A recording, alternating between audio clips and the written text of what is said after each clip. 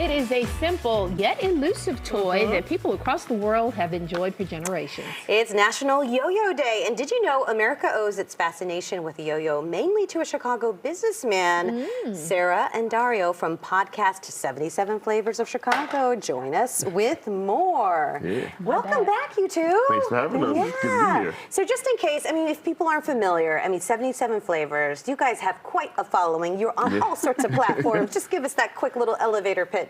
Hey, we're Chicago's best ambassadors when it comes to talk about history, culture, and food and everything in between.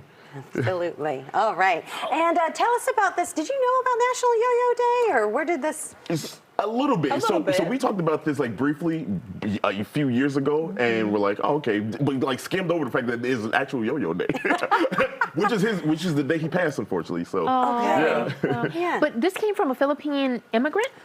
It did, yep. Pedro Flores Okay. Was his name, and it actually started out in San Francisco. He was at a trade show convention, kind of show his work off and things like that. And he was kind of technical with it. Yes. He wasn't marketing it as a game. There's Pedro. Yeah. Look at him. He was so dapper. He was talking about it as he was trying to teach people the technique. It didn't come off as very fun, and so come in the Chicago businessman, and I was like, I can market this for you. yeah. Okay. Yeah. Okay, and that Chicago businessman was who? Donald Duncan. Okay. Yeah, Donald Duncan. Like Dunkin' Like Donuts? Dunkin' No, like Yo-Yo. Dunkin' the yo-yo. Like the Dunkin' Oh, on Dunkin' the... Yo-Yo. Yes. Okay. Oh, wow. Yeah. All right. So Donald had a great mind in terms of Yes. marketing and sales. Tell us what he did for the yo-yo. Yeah, so he marketed because a lot of people didn't know how to use the yo-yo. So he marketed. These were wood toys before, and so he took what he knew and made it something very fun. And in the 40s is when he turned it to plastic, and at that point,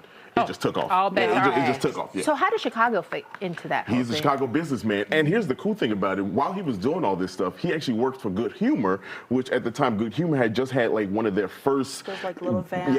yeah, carts out here in Chicago, and he was the person that worked for that. So As in the Good Humor ice cream. yes, Okay. yeah. Wow. Incredible. Yeah. All right. So he was Yeah. into fun. Any Yes. kind of product that's delicious, He was. fun. Yeah, he all was the smart. things. He was smart with it. And then also something else interesting. Oh, there's a little truck for the Good Humor.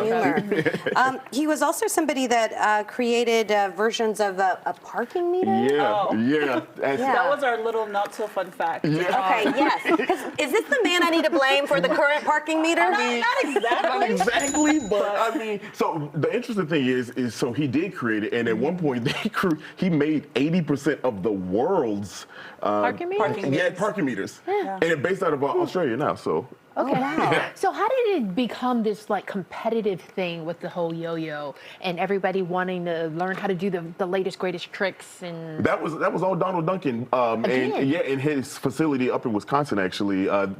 When it blew up, like any toy, it just kind of took off. But then you start to see the competition of it, and people start learning these tricks and things like that. It was right around the 60s is when it really peaked. I think they sold something like 18 million or so wow, look at yo-yos at that. one point. Yeah, people were going crazy back in the day, And in just a little bit, we're going to see the state champion Yeah. Oh, yeah, we've of been yo-yo watching in them, just yeah. a little bit. So what kind of skills do you all have? Look, let me tell you something. You're ready. No, You're no, ready. no, I could it's yo. the opposite.